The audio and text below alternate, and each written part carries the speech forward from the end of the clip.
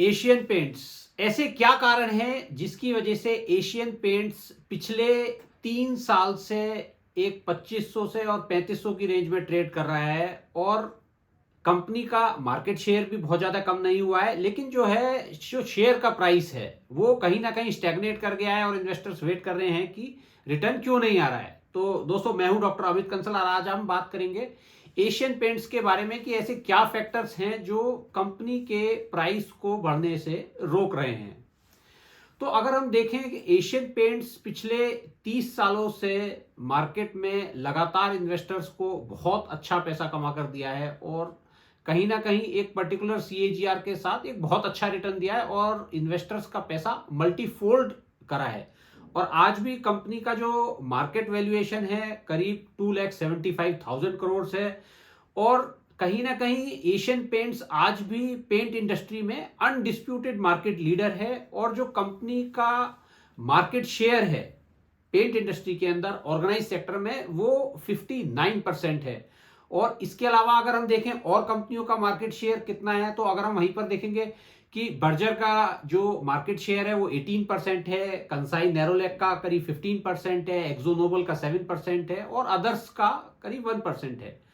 तो आज काफी सारे ऐसे प्लेयर्स हैं मार्केट में जो न्यू एंट्रेंट भी हैं और which has become a potential threat for Asian paints.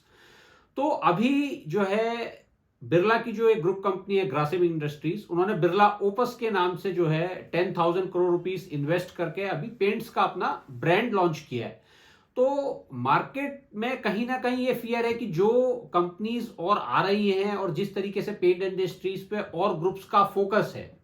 जैसे बिरला ने लॉन्च किया है, जेएसडब्ल्यू ने लॉन्च किया है, इंडिगो ऑलरेडी, तो यहां पर इस तरीके से जो मार्केट शेयर है वो लगातार ये महसूस हो रहा है कि एशियन पेंट्स के ऊपर दबाव होगा और मार्केट शेयर जो है एशियन पेंट्स का लगातार रिड्यूस होगा। तो आइए देखते हैं कि एशियन पेंट्स ने अपने आप को किस तरीके से रिवैम्प करने की कोशिश कर रहे हैं और पिछले सालों में एशियन पेंट्स का परफॉर्मेंस किस तरीके का रहा है और क्या कंपनी की प्रॉफिटेबिलिटी इंपैक्टेड है, क्या रेवेन्यू इंटैक्ट है या आगे आने वाले टाइम में इसमें किस तरीके का चेंजेस आ सकते हैं। तो आइए इसको हम स्क्रीनर.इन से देखते हैं कि पिछले कुछ वर्षों में 10 वर्षों में कंपनी ने किस तरीके का परफॉर्मेंस दिया है।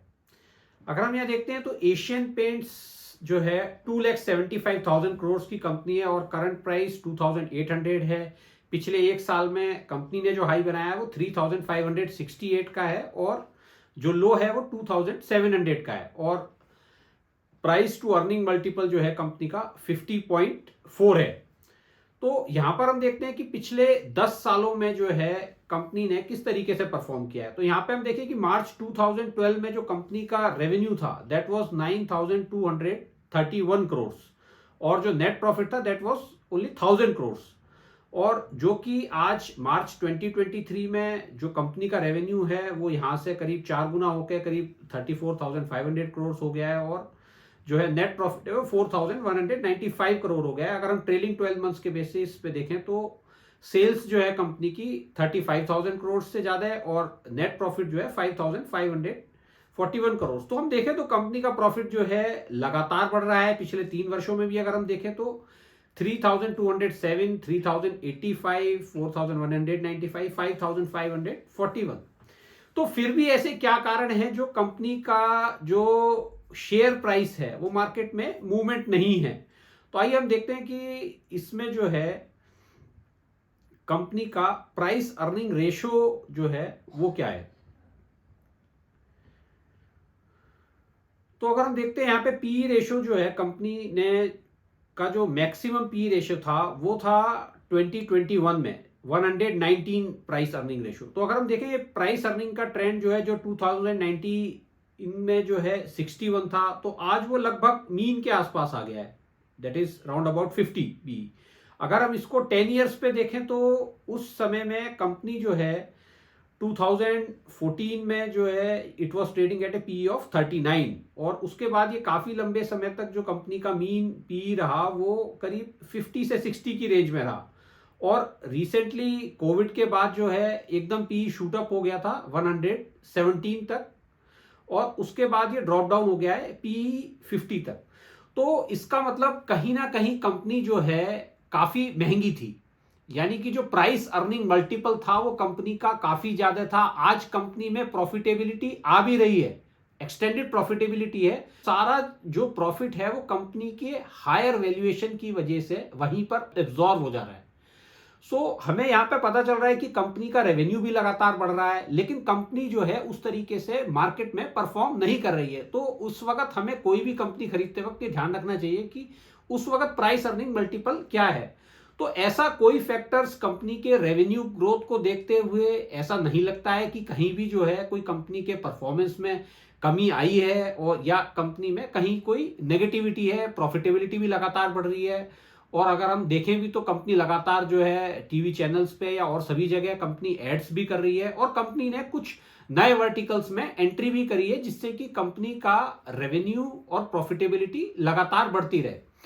तो मार्केट यहां पे ऐसा लगता है कि नए नए ब्रांड्स के आने की वजह से, और जो जैसे जेएसडब्ल्यू है या ग्रेसिम ग्रुप है, तो ये एक स्ट्रॉन्ग ब्रांड्स हैं। अगर ये ग्रुप्स मार्केट में एंट्री कर रहे हैं और एक पावर के साथ एंट्री कर रहे हैं, तो मार्केट में ये कहीं ना कहीं फियर है कि एशियन पेंट्स का मार्केट जो है वो सफर करेगा, और कहीं ना कहीं आगे आने वाले टाइम में जिस तरीके की ग्रोथ पहले आई है उस तरीके की ग्रोथ नहीं आएगी। तो यहां ये समझने की जरूरत है कि ये कंपनी आज जो है करीब 3 लाख करोड़ की होने वाली है, 2,75,000 करोड़ से ऊपर है। अगर हम मार्केट कैप के हिसाब से देखें कि 3,000 रुपए से ऊपर जब रेट था 3,500 रुपए तक मार्केट कैप जो है कंपनी का, that was more than 3 lakh crore.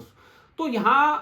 से पेंट इंडस्ट्री में खाली अकेले बढ़ने की पेंट्स के बेसिस पे संभावनाएं बहुत कम है। तो अगर हम देखें तो कंपनी ने अपनी एक्सप्रेस सर्विसेज भी लॉन्च करी हैं, जहां पर जो है अब ये डायरेक्ट होम सर्विस में पेंटिंग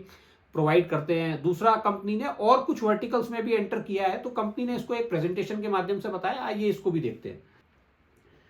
तो एशियन पेंट्स हर घर कुछ कहता है, मेरा वाला मूड। तो एशियन पेंट्स ने डायरेक्ट जो है एंट्री करी है जो है होम पेंटिंग के अंदर, जहां पर भी कंपनी को अगर आप देखेंगे इसमें काफी एग्रेसिवली कंपनी है ट्राइड टू एक्सपेंड। उसके अलावा कंपनी ने अभी रिसेंटली एंटर करा है होम डेकोर बिजनेस में।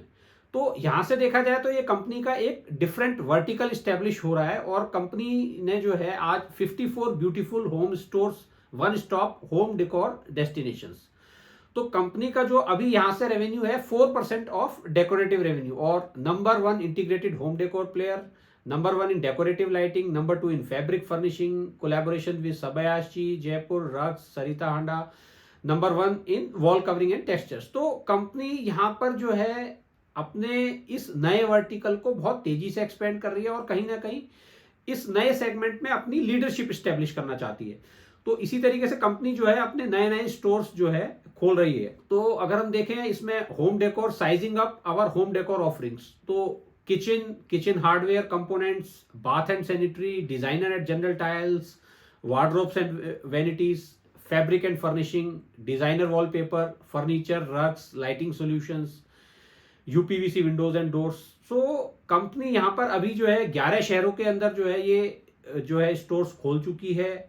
और करीब 50 लाख से ज्यादा विजिटर्स आज कंपनी के पास हैं। और कंपनी का जो कमिटमेंट है कि जो इस सेगमेंट से कंपनी का रेवेन्यू होगा वो 8 to 10% हो जाएगा फाइनेंशियल ईयर FY26 के साथ। तो यहां पर हम देखें कि एशियन पेंट्स को खुद भी महसूस हो रहा है कि डिफरेंट वर्टिकल में एंट्री की जरूरत है, और वहां पर वो एग्रेसिवली एक्सपेंड कर रहे हैं। तो इसी तरीके से हम देखें तो partnering to deliver beautiful homes through first of its kind customer experience. तो कंपनी जो अपने एक्सपीरियंस सेंटर्स बना रही है, जो सेंटर्स खोले हैं इन्होंने, वो state of the art centres खोल रहे हैं। और इसी तरीके से होम डेकोर सेगमेंट में इन्होंने अभी पूरा जो है रॉयल वार्डरोब्स का सेगमेंट लॉन्च किया है। और देखें इन्होंने एक नया और कैंपेन लॉन्च किया, launched campaign introducing Lotus 25 hydrophobic faucet enabling spotless bathrooms. So यहां पर अब देखें तो कंपनी जो है होम डेकोर से रिलेटेड जो भी आइटम्स हैं उसमें एक बहुत एग्रेसिवली एंटर कर रही है, और एक्सक्लूसिव स्टोर्स खोल के रिटेल सेगमेंट में भी जा रही है। हालांकि कंपनी को यहाँ पे कोई ऐसा स्पेशलाइजेशन अलग से नहीं है, लेकिन पेंट्स के अंदर एशियन पेंट्स की एक अपनी पकड़ है, एक क्रेडिबिलिटी है मार्केट में। तो कहीं ना कहीं कंपनी इस चीज का फायदा उठाना चाह रही है और अपने ब्रांड्स को जो है बुलाना चाह रही है यहाँ से। तो कंपनी में अगर हम देखें तो इन्होंने बताया है कि हम किस तरीके से बाथ बिजनेस में या किचन बिजनेस में अपने ब्रांड को मजबूत करने की कोशिश कर रहे हैं, लेकिन यहाँ पे रेवेन्यूज जो है इसमें फ्लैट हैं या डी ग्रोथ है क्वार्टर ऑन क्वार्टर। तो यहाँ पर इसी तरीके से अगर हम देखें तो कंपनी ने जो है होम डेकोर लाइटिंग्स के अंदर भी अपनी नई नई ऑफरिंग्स जो है, तो लेकिन ये जो सेल्स रेवेन्यू है या केवल 34 करोड़, या अगर हम यूपीवीसी विंडोज में देखें तो अभी केवल 14 करोड़, तो रेवेन्यू साइज जो यहाँ से अभी आ रहा है वो अभी काफी कम है। तो यहाँ पर अभी कंपनी को इस सेगमेंट में होम डेकोर बिजनेस में अपने को इस्टेब्लिश करने में अभी थोड़ा समय लगेगा, वो और मार्केट भी उसी तरीके से इस चीज को फैक्टर कर रहा है। अगर हम देखें इंटरनेशनल बिजनेस में भी इन लोगों ने जो है काफी कंट्रीज में कंपनी का जो है इंटरनेशनल बिजनेस है पेंट्स का। तो अगर हम देखें यहाँ पर तो कंपनी जो है लगातार डिफरेंट वर्टिकल्स में जो एक होम डेकोर से रिलेटेड हैं उसमें वेंचर कर रही है। तो मार्केट इज एप्रीहेंसिव, मार्केट को आज ये लग रहा है कि एशियन पेंट्स को खुद ये महसूस हो रहा है कि हम जो है पेंट्स सेगमेंट में जिस तरीके का इंक्रीजिंग प्राइस कंपटीशन भी आ रहा है और जो आज कंपनीज आ रही हैं तो वहां भी वो नए नए प्रोडक्ट जो है वो लेकर आ रही हैं, तो कहीं ना कहीं जो कंपनी का साइज है वो अपने आप में ही कंपनी के लिए ड्रॉबैक हो गया है यहां से ग्रोथ के लिए। तो कंपनी खाली पेंट इंडस्ट्री पर रहकर उस सेगमेंट में उतना ग्रोथ नहीं कर सकती, इसलिए ये नए वर्टिकल्स में लगातार एंटर कर रहे हैं। होम डेकोर बिजनेस में जहां केवल एक शुरुआत है, तो अगले कुछ वर्षों तक मार्केट इस चीज को एब्जॉर्व कर रहा है कि किस तरीके से जो है कंपनी नए डिसीजंस ले रही है और नए नए जो है इंडस्ट्रीज में वेंचर कर रही है। तो मार्केट में शेयर प्राइस जो है इस वक्त लगभग लगभग कंसोलिडेशन में चला गया है, और कहीं ना कहीं हम देखें कि हिस्टोरिकल प्राइस अर्निंग जो है दैट वाज राउंड अबाउट 50, और अगर हम उससे पीछे चले जाते हैं जहां 2008, 9, 10 में देखते हैं तो वहां पे जो कंपनी को प्राइस अर्निंग मिलता था वो दैट वाज समवेयर अराउंड 30, 35। तो हो सकता है कि प्रॉफिटेबिलिटी बढ़ती रहे और ये शेयर यहाँ पे कंसोलिडेट कर सकता है, या हो सकता है आने वाले टाइम में जो है कंपनी को दोबारा से एक एक्सटेंडेड पीई मिलने लगे। लेकिन मार्केट में जब तक ये विश्वास नहीं आएगा कि हमें यहाँ पर एक बहुत लॉन्ग टर्म के लिए रेवेन्यू और प्रॉफिट विजिबिलिटी है और कंपनी अपनी मार्केट लीडरशिप को इंटैक्ट रखेगी या कंपनी अपना मार्केट शेयर लूज नहीं करेगी, तो मार्केट इन सारी फोर्सेस को बहुत कीनली इवेल्युएट कर रहा है। इसीलिए कंपनी का जो शेयर प्राइस है वो पिछले 3 साल से एक कंसोलिडेशन फेज में चला गया है और प्राइस में जो है मूवमेंट नहीं है, क्योंकि प्राइस अर्निंग मल्टीपल कहीं ना कहीं हाई था। लेकिन फिर भी यहां देखने वाली बात यह है कि आने वाले समय में अगर कंपनी नए वर्टिकल से अच्छा परफॉर्म करती है और उनमें एक लॉन्ग टर्म रेवेन्यू और प्रॉफिट विजिबिलिटी दिखा पाती है तो हो सकता है मार्केट दोबारा से जो है रीरेट करे और एशियन पेंट्स को, और वहां से कंपनी एक अच्छा परफॉर्मेंस दे सके। तो दोस्तों मैं आशा करता हूं कि आपको ये समझ में आया होगा कि किस तरीके से जो आज नए एंट्रेंट्स हैं, चाहे वो आपका बिरला ओपस है या जेएसडब्ल्यू पेंट्स है या आप जो इंडिगो है या आज बर्जर है, नेरोलैक है, जो लोग और एग्रेसिवली अपना मार्केट शेयर यहाँ बढ़ा रहे हैं, वो किस तरीके से मार्केट जो है पेंट इंडस्ट्री में आज एशियन पेंट्स को देख रहा है। तो दोस्तों मैं आशा करता हूं कि आपको एक एशियन पेंट्स के बारे में एक डिटेल स्टडी समझ में आई होगी कि आज कंपनी किस वजह से जो है एक शेयर प्राइस कंसोलिडेशन में है और आने वाले टाइम में क्या ऐसे ग्रोथ फैक्टर्स हैं जो कंपनी को एक दोबारा से जो है एक अच्छा परफॉर्मेंस देने के लिए मार्केट इवेल्युएट कर सकता है। तो दोस्तों अगर आपको मेरा वीडियो पसंद आया होगा तो लाइक कीजिएगा मेरे चैनल को और सब्सक्राइब कीजिएगा, जिससे कि हम इस तरीके के और वीडियो आपके लिए लाते रहें।